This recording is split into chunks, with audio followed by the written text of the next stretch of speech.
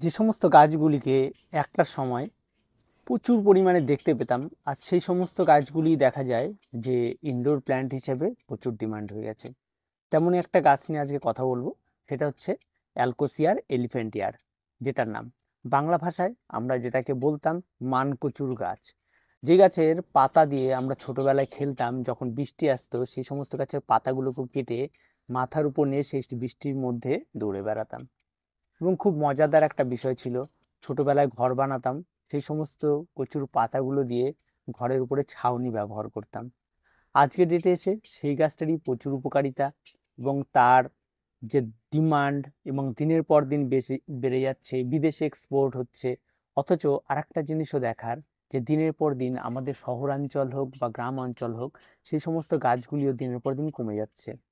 তো তেমনই একটি গাছ, যে গাছটি এতক্ষণ স্ক্রিনে দেখতে পেলেন, গ্রামগঞ্জে যারা থাকেন তারা অ্যাভেলেবেল এই সমস্ত গাছগুলি দেখতে পারবেন। আর সাধারণত শহরাঞ্চল লোকজন এখনো মোটামুটি জঙ্গলে গেলে একটু আধটু দেখা যেতে পারে। তবে প্রচুর ভ্যারাইটি রয়েছে এই কচুর, যেগুলি সচরাচর আগে যেখানে সেখানে দেখা, যেমন লাল একটা কচু ছিল যেটা সচরাচর যেখানে সেখানে দেখা যেত, কিন্তু এখন কিন্তু মোটামুটি নেই।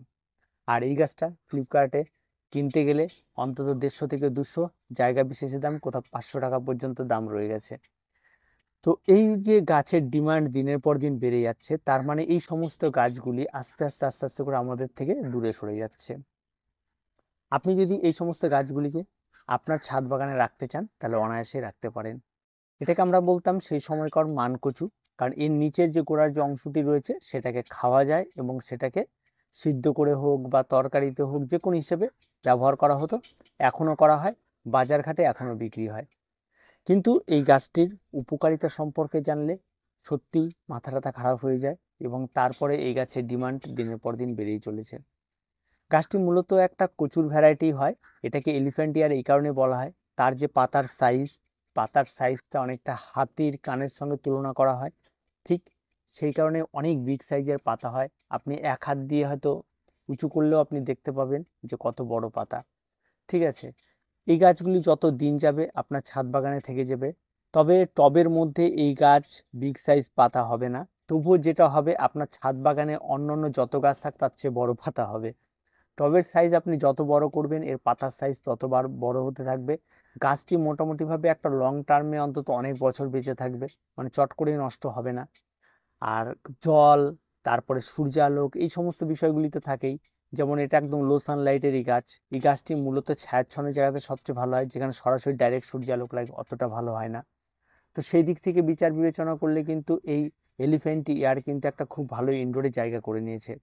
আর তার সঙ্গে সঙ্গে ঘরের ভেতরে যদি আপনি রাখতে চান, একটা জানলার পাশে আপনি যদি রাখেন, তাহলে অনায়াসেই গাছটি বড় হয়ে ওঠে। আর পাতার যে সাইজ আর পাতার যে গ্লেজি ব্যাপারটা রয়েছে, সেটা অত্যন্ত মানে চোখে পড়ার মতো, দুর্দান্ত গ্লেজ পাতার। আর তার সঙ্গে সঙ্গে প্রচুর পরিমাণে অক্সিজেন প্রোভাইড করে থাকে এরা। আর ঘরে থেকে থাকা দূষিত এত বড় পাতা, তার মানে ভাবতে পারছেন একটা বড় পাতা হলে সে কি পরিমাণ আপনার ঘর থেকে দূষিত পদার্থ শোষণ করতে পারবে। বায়ুতে থাকা ধূলিকণা সেগুলিকে শোষণ করতে পারবে। ঘরে থাকার যে সমস্ত ধূলিকণাগুলি ছোট ছোট করার জন্য আপনার অ্যালার্জি হতো, সেই সমস্ত অ্যালার্জিগুলো দূর হবে। ঘরের ময়শ্চারটা সবসময় ধরে রাখবে এরা। তারপরে আপনার ঘরে থাকা যে সমস্ত রান্নাঘরে অ্যালডিহাইড, কিটোন, এই সমস্ত দূষিত পদার্থগুলি অনায়াসে এরা শোষণ করে নিতে পারে। এই উপকারিতাগুলি রয়েছে। আর তার সঙ্গে সঙ্গে উপকারিতা হওয়ার একটাই কারণ, এর বিগ সাইজ পাতা, এবং পাতা বড় হওয়ার জন্য পাতাতে অনায়াসে ধুলো বালি যে কোনো কিছু আটকে যেতে পারে। আর তার সঙ্গে সঙ্গে গাছে কিন্তু সাফিসিয়েন্ট রোদটা যাতে পায়, মানে শেডি আলো, তাহলেও হবে। সারাদিন না লাগুক, 4 থেকে 5 ঘন্টা, বা সকালের যে মৃদু আলোটা রয়েছে অন্তত 6টা থেকে 10টা পর্যন্ত, সেই আলোটা পেলেও হবে। আর জল, জল নিয়ে সমস্ত কাছে ভাবার কিছু নেই, খালি গোড়ায় যাতে জল স্টে না করে যায় সেটা দেখতে হবে। স্টে করতে গেলে গোড়ায়, যেটাকে আমরা মান বলি, সেটা যদি পচে যায় তাহলে গাছ নষ্ট হয়, তাছাড়া কিছু হয় না। আর মূলত স্যাঁতস্যাঁতে, একেবারে স্যাঁতস্যাঁতে পছন্দ করে না, মোটামুটি একটু ওয়েল ড্রেনেজ মাটি রাখবেন। যে মাটিতে আমরা সবসময় বলি 50% মাটি, 30% বালি, 20% কম্পোস্ট, এই ধরনের একটা ওয়েল ড্রেনেজ মাটি রাখবেন। আর তার সঙ্গে এই সমস্ত গাছের প্রিয় খাবার যেটা, সেটা হচ্ছে আপনার আবর্জনা পচা। বা আবর্জনা পচার মধ্যে আপনার পাতা পচা হতে পারে, বা যেখানে আপনি ঢিপ করে রাখেন আবর্জনা সেটা হতে পারে, গোবর সার হতে পারে। এরকম সার এরা ভীষণ পছন্দ করে। তার চেয়ে সবচেয়ে বেস্ট আমার মনে হয় পাতা পচা সবচেয়ে বেস্ট পছন্দ করে এরা। তাই পাতা পচা যদি ইউজ করতে পারেন, গাছ তত্তরিয়ে বাড়বে। গাছের তেমন কোনো রকম কোনো পরিচর্যা নেই, যে কোনো নতুন বাগানই হোক পুরনো বাগানই হোক সবাই লাগাতে পারবে। টবের মধ্যে অনায়াসে এরা গ্রো করে, আর এদের চারা দেখবেন বড় গাছের নিচে অনায়াসে পাওয়া যায়, একটু তুলে নিয়ে আসলে ছোট চারা পাওয়া যায়, সেটাকে আপনি লাগিয়ে বড় করে নিতে পারেন। ডাইরেক্ট বড় চারা কেনার থেকে কিন্তু ছোট চারাকে যদি আপনি বড় করেন তাহলে তার কেয়ার করা, তার প্রতি আপনার অনেকটা সময় কাটানো হবে এবং সেক্ষেত্রে আপনি গাছকে ভালো বুঝতে পারবেন। তাই সবসময় ছোট চারা ক্রয় করার চেষ্টা করুন, দেখবেন গাছ অনেক বেশি সেফ থাকবে, অনেক বেশি ভালো থাকবে এবং আপনারও অনেক বেশি জানার থাকবে। তো গাছটির প্রচুর উপকারিতা, বর্তমানে বিদেশে দেখা যাচ্ছে ল্যান্ডস্কেপ গার্ডেনিংয়ে প্রচুর পরিমাণে ব্যবহার হচ্ছে, তাছাড়া আরও অন্যান্য জায়গাতে এর ব্যবহার হচ্ছে। গাছে মেনটেনেন্স বলতে মাঝে মধ্যে যে সাইডে পাতাগুলি হয় সেই বড় পাতাগুলিকে কেটে দিতে হবে আপনাকে মাঝে মধ্যে, যতটা পারবেন কাটবেন, বেশ ভালো। আর একটা বিষয় যেটা রয়েছে, একটু সতর্কতাও রয়েছে, বাড়িতে পোষ্য বা বাচ্চারা থাকলে আপনাকে একটু সাবধানে রাখতে হবে। এই গাছের কষ যদি হাতে লাগে তাহলে অবশ্যই চুলকবে আপনাকে, প্রচুর ভ্যারাইটি বলে কথা, একটু ধরবে, একটু চুলকোতে পারে, র্যাশ বেরোতে পারে, এই সমস্যাগুলো হতে পারে।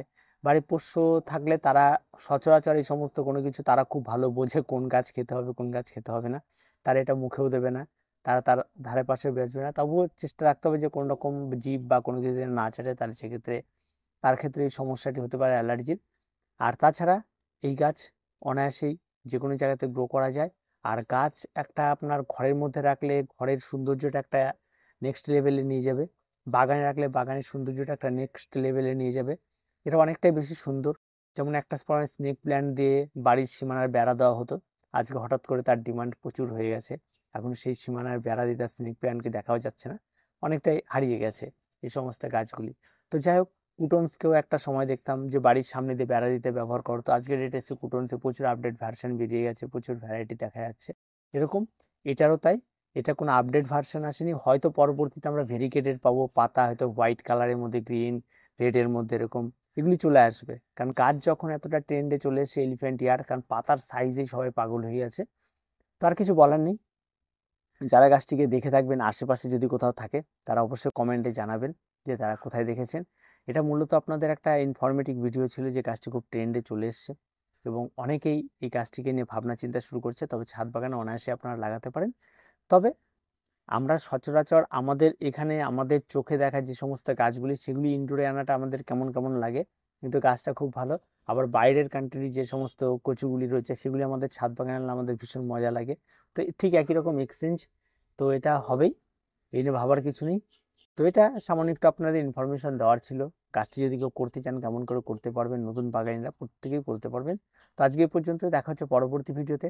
প্রত্যেকে ভালো থাকবেন, প্রত্যেকে সুস্থ থাকবেন, আর চ্যানেলটিকে অবশ্যই সাবস্ক্রাইব করে রাখবেন।